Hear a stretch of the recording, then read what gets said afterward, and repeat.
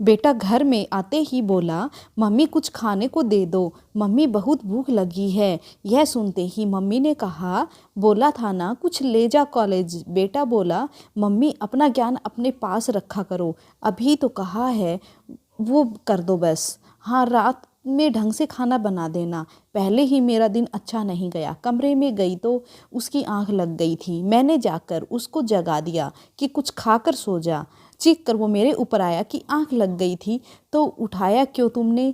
मैंने कहा तुमने ही तो कुछ बनाने के लिए कहा था। वो बोला, मम्मी एक तो कॉलेज में टेंशन, ऊपर से तुम यह अजीब से काम करती हो, दिमाग लगा लिया करो कभी तो।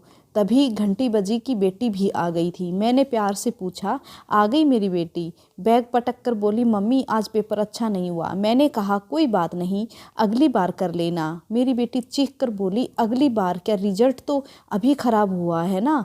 मम्मी यार तुम जाओ यहाँ से, तुमको कुछ नहीं पता। मैं उसके कमरे से भी निकल आई। शाम को पति आए तो उनका भी मुंह लाल था। थोड़ी बात करने की कोशिश की, जानने की कोशिश की।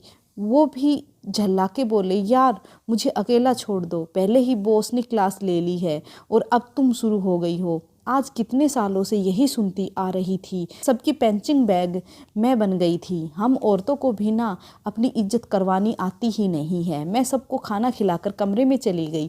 अगले दिन से मैंने किसी से कुछ पूछना बंद कर दिया, जो जैसा कहता करके दे देती।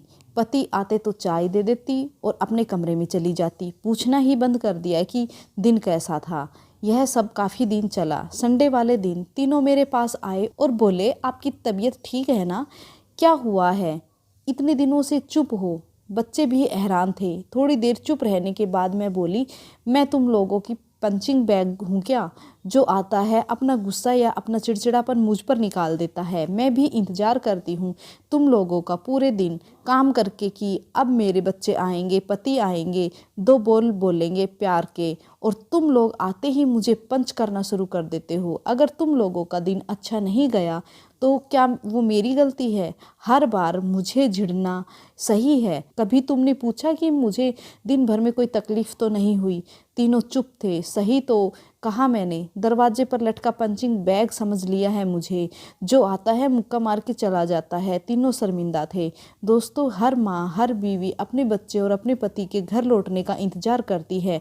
उनसे पूछती है कि दिन भर में सब ठीक था या नहीं, लेकिन कभी कभी हम उनका ख्याल रखना भूल जाते हैं। हर चीज़ का गुस्सा उन पर निकालते हैं। कभी कभी तो यह ठीक है, लेकिन अगर ये आपके घर वालों की आदत बन जाए तो आप आज से ही सबका पंचिंग बैग बनना बंद कर दीजिए। तो आपको ये कहानी कैसी लगी, ये राय कैसी लगी, कमेंट बॉक्स में कमेंट जरूर कीजिएगा। क्या आपके साथ भी ऐसा ही होता है? अगर कोई वोमेन है तो ज़रूर बताइएगा। और इसी तरह की और वीडियो के लिए प्लीज़ चैनल को सब्सक्राइब कर लीजिए, और वीडियो पसंद आई तो लाइक ज़रूर कीजिएगा। Okay, thank you.